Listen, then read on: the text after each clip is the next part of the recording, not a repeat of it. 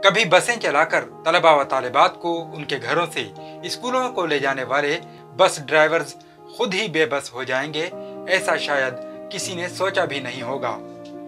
लेकिन गुज़श्ता बरस से मुल्क में आई कोरोना वबा से बचने के लिए जब लॉकडाउन नाफिज किया गया तो मुसलसल स्कूल बंद रहने की वजह से स्कूल बस ड्राइवर्स पूरे तौर पर बेरोजगार हो गए। स्कूल की बस चलाता हूँ, सनवे स्कूल की ड्राइवर हूँ मैं, और बहुत परेशानी हो रही है। जब से 1 डेढ़ साल हो गया लॉकडाउन हुआ है, कोई कमाई का रास्ता नहीं है, ना सरकार मदद कर रही है मेरी, ना कोई कर रही है मदद। मेरे बच्चों को मैं समझता हूँ कैसा पाल रहा हूँ, बहुत परेशानी हो रही है मुझे, कोई मदद नहीं मिल रही मुझे, कहीं से नहीं मिल रही है, ना सरकार दे रही है ना कोई मदद दे रही है। स्कूल की क्या फीस स्कूल वाले बच्चों से ले रहे हैं? हाँ, स्कूल वाले फीस जो है बच्चों से ले रहे हैं, लेकिन इसको हमें नहीं दे रहे हैं वो, बस ये है। इन बस ड्राइवर्स की माने तो स्कूल इंतजामिया की जानिब से लॉकडाउन के दौरान उसातिज़ा और दीगर स्टाफ की तनख्वाहों का तो कुछ ना कुछ हिस्सा उनको दिया जा रहा है, लेकिन बस ड्राइवरों को किसी तरह की कोई तनख्वाह गुज़श्ता तकरीबन 15 माह से नहीं दी गई है।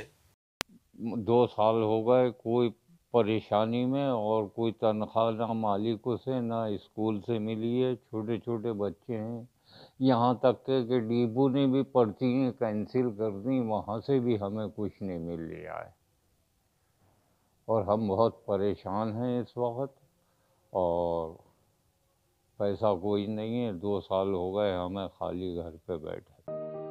इन बस ड्राइवर्स का यह भी कहना है कि हुकूमत जहां दीगर कमजोर अफराद की इमदाद करने का वादा कर रही है, वहीं उनकी भी मदद की जाए, जिससे वो किसी तरह अपने बच्चों का पेट पाल सकें।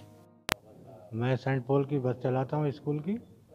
1 साल हो गया लॉकडाउन को, ना ही कोई पैसा दे मिलता है, ना कोई फ़ायदा, ना सरकार देती है ना कोई देती। कहाँ से हम अपना घर का खर्च चलाएं, क्या करें? पैसा भी हमारे पास कोई नहीं है जो कि दूसरा कारोबार कोई कर सके, सब्ज़ी ठेला लगा सकें। जब पैसा ही नहीं है तो कहाँ से लगाएंगे हम लोग, क्या कर सकते हैं हम?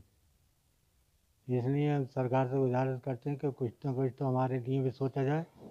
सरकार जब ठेले वालों के लिए सोच रही है, फड़ वालों के लिए सोच रही है, तो स्कूल के ड्राइवरों के लिए क्यों नहीं सोचती? ये कहाँ जाएं? जिस तरह से मुल्क में लॉकडाउन की मुद्दत में इजाफा होता जा रहा है, इसका सबसे ज्यादा मनफी असर मुल्क की बड़ी आबादी पर मुश्तमिल कमजोर तबकात पर पड़ रहा है। अगर वक्त रहते हुकूमत ने इस जानिब तवज्जो नहीं दी तो इससे मुल्क को भयानक मुआशी सूरत हाल का सामना करना पड़ सकता है। ईटीवी भारत के लिए रामपुर से अबुल कलाम।